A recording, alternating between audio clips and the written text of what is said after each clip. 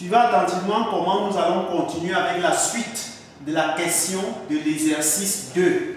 Soit P, le plan vectoriel de E3 d'équation x plus y plus z égale à 0. Quelle est l'image par phi du plan P? On a P qui a pour équation x plus y plus z égale à 0. Nous tirons donc x de cette équation. X sera égal à quoi? À moins y moins z. Nous avons notre vecteur u de coordonnées x, y, z.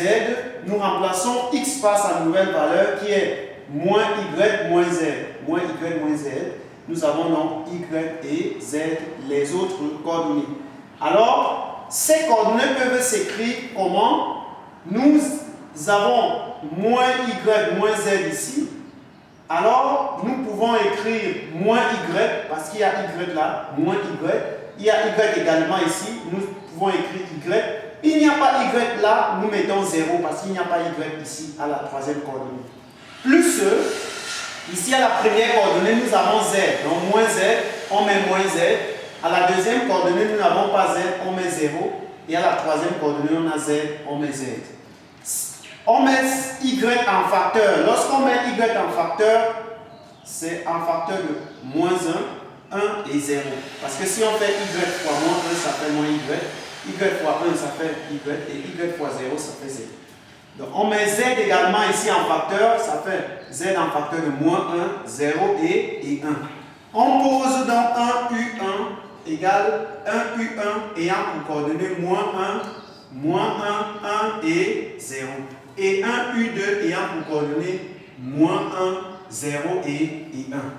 Alors, le plan P a pour repère O, U1, U2. Ainsi, phi P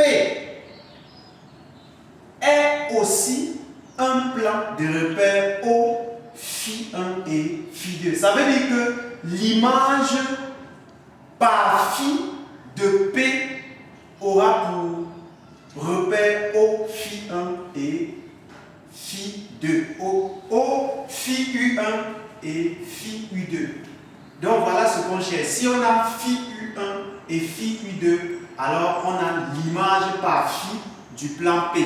Parce qu'on a déjà obtenu U1 et U2. On a déjà les coordonnées de U1 et U2. C'est ce qu'on vient d'avoir. Alors, on va donc chercher à calculer phi U1 et phi U2 qui sont les images par phi du plan P.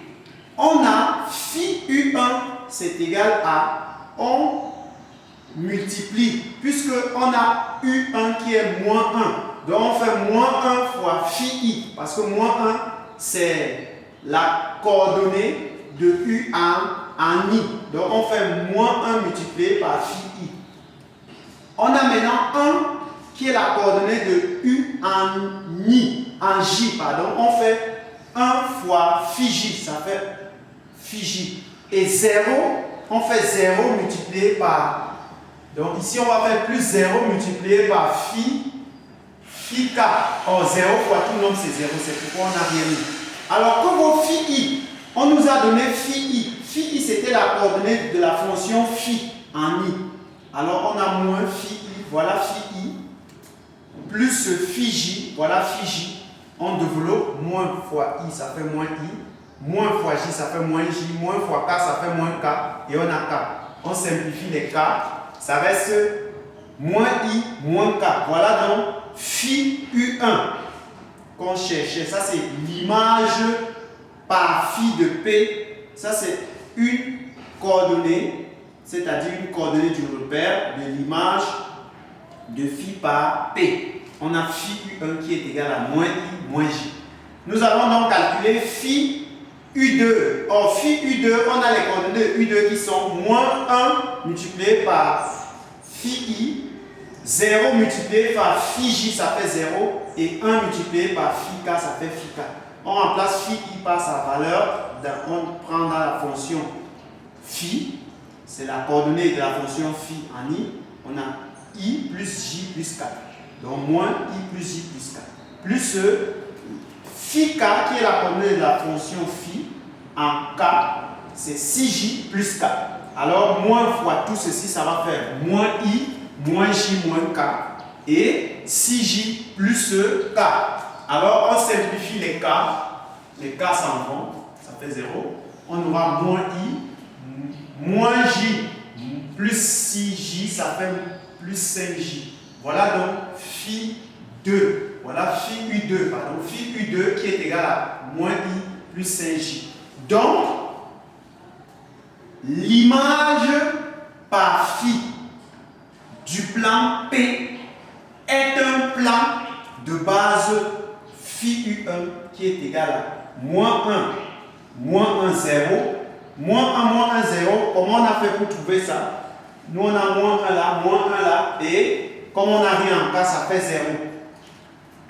Et phi U2, on a moins 1, plus 5 et 0 parce qu'il n'y a pas K dans ces 0. Donc, voilà donc l'image par phi du plan P. Il s'agit donc de phi P qui est un plan de base phi U1 ayant pour coordonnées moins 1, 0 et phi U2 ayant pour coordonnées moins 1, 5 et 0. Abonnez-vous donc à cette chaîne pour la suite des corrigés.